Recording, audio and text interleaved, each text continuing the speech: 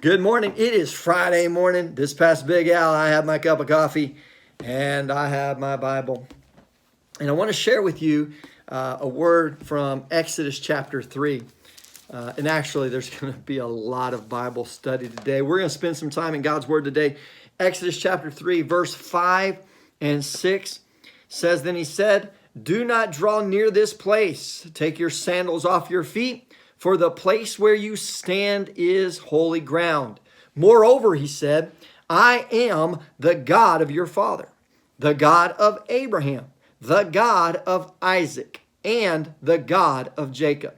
And Moses hid his face, for he was afraid to look upon God. Now, I wanted to share that with you because most of us will agree that Abraham, Isaac, and Jacob are three completely different people. They are not the same person at all, but no one questions whether or not the God of Abraham is the same God of Isaac or the same God of Jacob. You see, in the mindset that we all have is that Jacob and Isaac and Abraham all worshiped the same God. God is one. There's only one God. Now, everybody comes to that conclusion. The reason that I bring that up is because I received a question in the comment section from a subscriber named Brand. The question is God and Jesus the same person?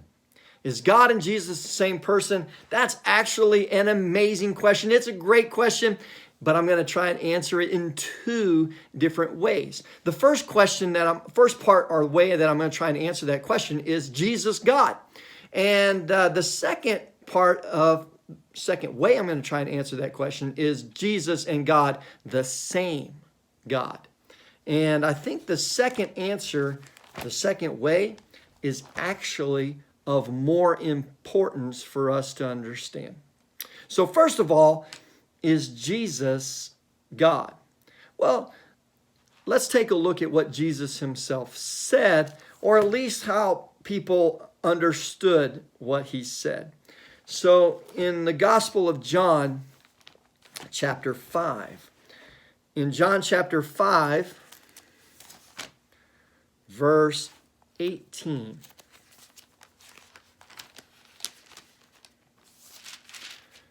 John chapter 5, verse 18. All right.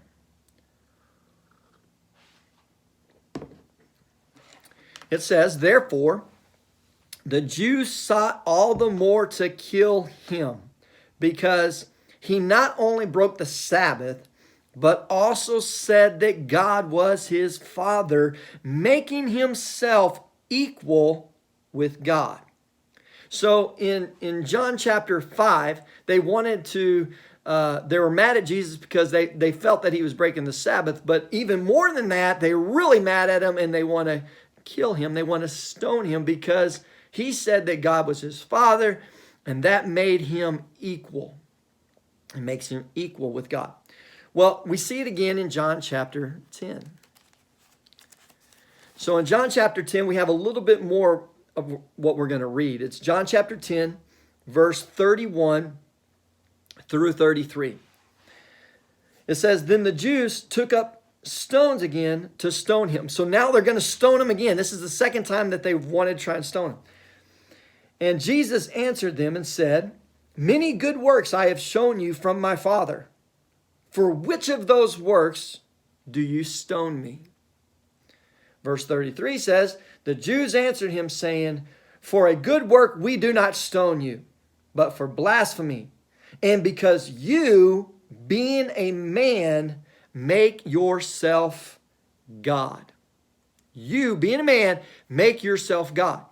So in their mindset, Jesus has elevated himself up to the status of God.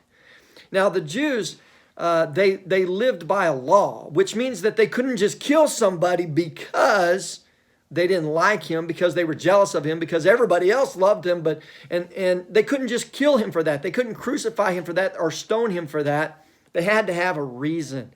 And the reason that they came up with is this guy, he elevates himself up to the status of God. And there's only one God. Therefore, this guy is sinning. He's blasphemy. He has got to be killed and got to be stoned.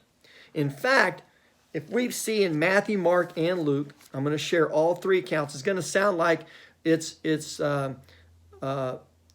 repeating ourselves, but I want to show you that it's in each one of those chapters is that the reason that Jesus is actually crucified, the reason that he's actually crucified is because he said that he is, in fact, the Son of God. So it's Matthew chapter 26. Matthew chapter 26, verse 63 through 66 says, "But Jesus kept silent, and the high priest answered and said to him, I put you under oath by the living God. Tell us if you are the Christ, the Son of God. Jesus said to him, It is as you said. Nevertheless, I say to you, hereafter you will see the Son of Man sitting at the right hand of the power and coming on the clouds of heaven. Then the high priest tore his clothes, saying, He has spoken blasphemy. What further need do we have of witnesses? Look, now you have heard his blasphemy. What do you think? And they answered and said, He is deserving of death." So the reason that they crucified Jesus is because he said that he indeed was the Son of God. We see it again in Mark chapter 12. Mark chapter 14, verse 60 through 64. It says, "And the high priest stood up in the midst and asked Jesus, saying, Do you answer nothing? What is it these men testify against you? But he kept silent and answered nothing. Again, the high priest asked him, saying to him, Are you the Christ, the Son of the Blessed? Jesus said, I am. And you will see the Son of Man sitting at the right hand of the power and coming with the clouds of heaven.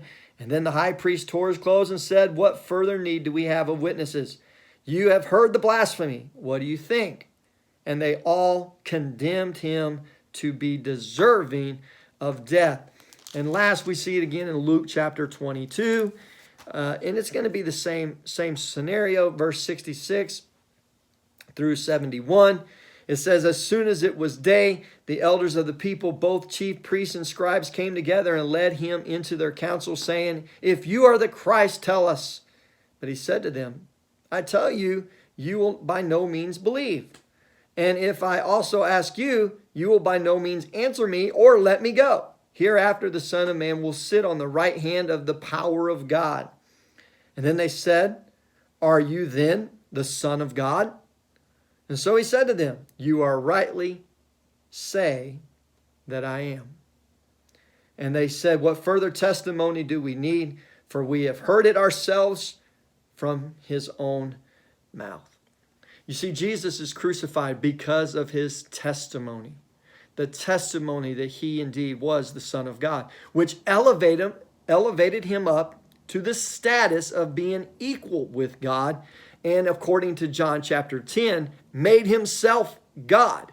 So it's important because Jesus is the one who stands and gives that perfect testimony. And the Christian faith is we give that testimony as well. We believe, and that is our testimony, that Jesus Christ is the Son of God and is indeed God himself. So, if that's our testimony, what's important is we have to answer the second question. Because the whole Christian faith has elevated Jesus to the status of God. He is indeed God.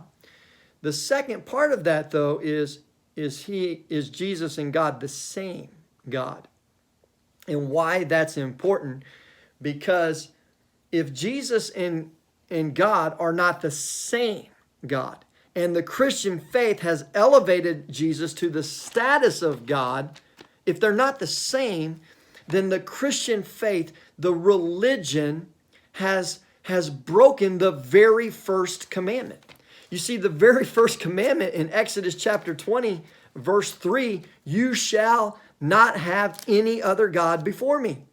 You shall have no other God before me. So the idea that if Jesus is elevated to the status of God and he's not the same God, then what we have done is essentially made an idol, and we are worshiping something or someone other than the one true God. And so that would be a very, very bad sin. It's the first commandment. You shall have no other God before me. So let's try and answer that question. Was Jesus and God the same? Now, to answer that question, we have to go back to the book of John. It's John chapter 14. Now, this is all before his crucifixion. Jesus is telling his disciples that he has to go away, and he's going to prepare a place for them, and it's going to be great.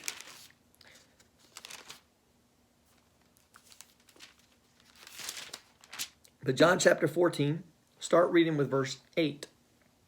It says, Philip said to him, Lord, show us the Father, and it is sufficient for us. Jesus said to him, have I been with you so long, and yet you have not known me, Philip? He who has seen me has seen the Father. So how can you say, show us the Father? Do you not believe that I am in the Father and the Father in me? The words that I speak to you, I do not speak on my own authority, but the Father who dwells in me does the works. Believe me that I am in the Father and the Father in me, or else believe me for the sake of the works themselves. So Jesus answers that question in John chapter 14.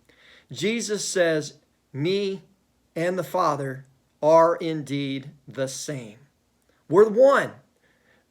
There is no division in God. There's only one God, and there is no division in him. Jesus and the Father are the same. They are the same. And that's important for us to know. And it's important because, remember, if Jesus and the Father are not the same, then we have elevated Jesus to the status of God. And if they're not the same, then we have broken the first commandment, to have no other God before him. So thank you so much for your question, Brand. I hope that I answered your question. Thank you guys for subscribing to my station, my YouTube station. And if you haven't already, please subscribe to my station. I pray that y'all have a blessed weekend.